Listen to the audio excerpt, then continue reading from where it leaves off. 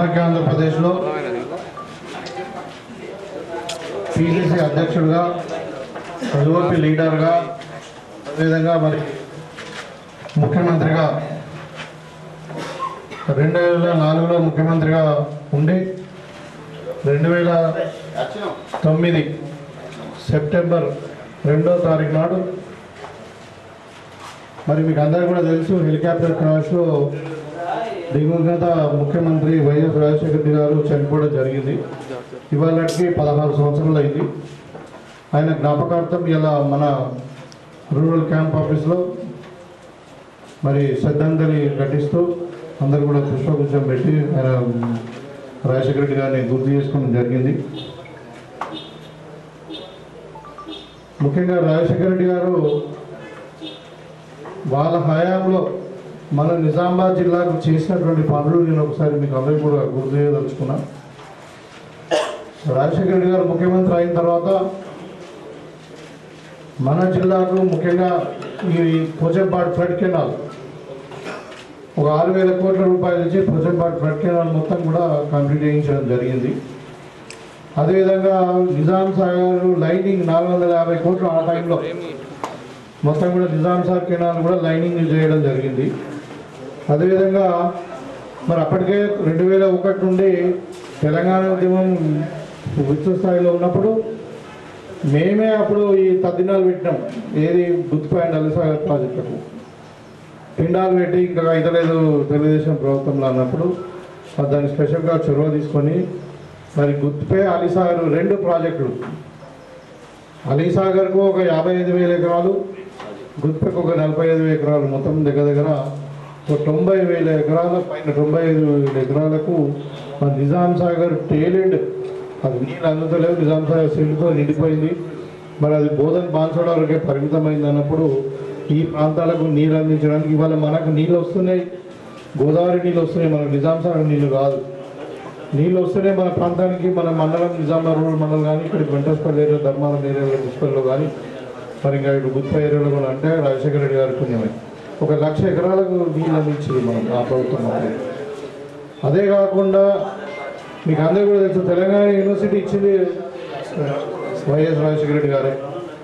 RRR మన IIT మన masters ఇచ్చింది మన రీజియన్లో నార్త్ తెలంగాణలో ఒకటి ఉండాలి, కడపలో ఒకటి ఉండాలని చెప్పి నార్త్ తెలంగాణలో మనకు మాస్టర్ దగ్గర మనకు ఇప్పుడు ఇంకా లొకేషన్ ఫైనల్ కాలేదు కానీ శాంక్షన్ చేసింది కూడా రాజశేఖర రెడ్డి గారే. ఆ కిల్లా ప్రాంతంలో ఇస్తామని మొదలన్నారు. తర్వాత పెద్దలు రెడ్డి గారు చొరవ తీసుకొని మరి అక్కడ దూరం అవుతుందని చెప్పి మళ్ళీ ఇక్కడ మనకు కలివాడి గ్రౌండ్లో పెట్టడం జరిగింది. కానీ మనకు శాంక్షన్ ఇచ్చింది మాత్రం వైఎస్. ఈ విధంగా జిల్లాలో ఏదైనా ఒక ఎడ్యుకేషన్ ఇన్స్టిట్యూషన్ కానీ ఇరిగేషన్ విషయంలో కానీ ఇవన్నీ కూడా జరిగినాయి అంటే రాజశేఖర రెడ్డి గారి టైంలో జరిగినాయి. తర్వాత రాజశేఖర రెడ్డి గారి తర్వాత ఇక 10 ఏళ్ళు ఏం జరగలేదు.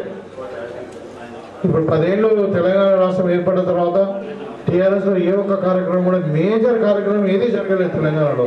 ముఖ్యంగా మన నిజామాబాద్ జిల్లాకు అయితే మొత్తం మండిచేలు చూపించారు.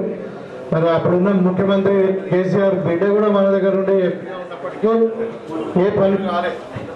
మళ్ళా ఇప్పుడు రేవంత్ రెడ్డి గారి నాయకత్వంలోనే మళ్ళీ మన జిల్లాలో అభివృద్ధి కార్యక్రమాలు వస్తాయని ఇలా ఇంజనీరింగ్ కాలేజ్ ఏర్పాటు చేసుకోవడము మన తెలంగాణ యూనివర్సిటీలో.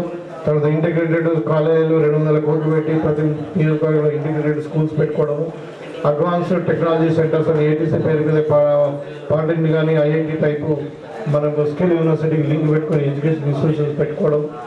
ఇవాళ మళ్ళీ రైతులకు రుణమాఫీ ఆ రోజు నిజంగా కూడా రాజశేఖర రెడ్డి గారు ఏమంటే రైతులకు రుణమాఫీ చేయడం అన్నది మొట్టమొదటి సంతకం పెట్టిన ఘనత మన కాంగ్రెస్ పార్టీ, అదే రాజశేఖర రెడ్డి గారిది. 2004 సంతకం పెట్టిన ఇవాళ మనం 2025లో కూడా మనం ఇంకా కరెంటు ఫ్రీగానే ఇస్తున్నాం. ఆయన తీసుకున్న చొరవనే అది. అదేవిధంగా రైతులకు రుణమాఫీ చేసే ఘనత కూడా కాంగ్రెస్ పార్టీది. ఆ రోజు దేశవ్యాప్తంగా చేస్తే మన రాష్ట్రానికి అత్యధికంగా రుణమాఫీ అయింది. రైతులందరికీ కూడా రుణమాఫీ అయిన చరిత్ర మొట్టమొదటిది.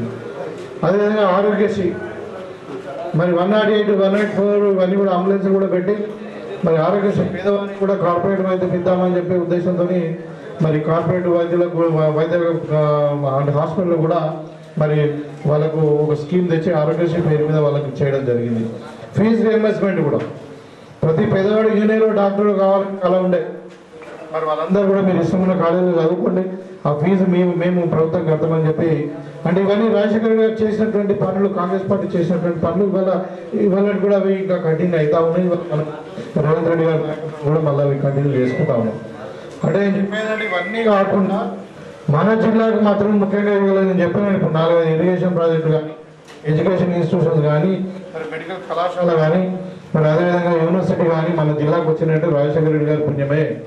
అందుకని ఆయనను స్మరించుకోక తప్పదు. మరి ఆయన లేని లోటు వల్ల మరి ఆ రోజు మన అందరూ కూడా చేశారు. ఇప్పుడు మళ్ళీ మనకు ప్రజల మరి రేవంత్ రెడ్డి గారి నాయకత్వం మళ్ళీ కాంగ్రెస్ పార్టీ మనకు అధికారాలు ఉంది. తప్పకుండా మనం రాజశేఖర రెడ్డి గారు ఆలోచన విధానాలను మనం తప్పకుండా ముందుకు తీసుకెళ్తాం. మరి మన జిల్లాను, మన రాష్ట్రాన్ని అభివృద్ధి పథంలో కాంగ్రెస్ పార్టీ తప్పకుండా ముందుంటుందని చెప్పి ఈ సందర్భంగా తెలియజేస్తూ మరొకసారి వారికి నివాళులు.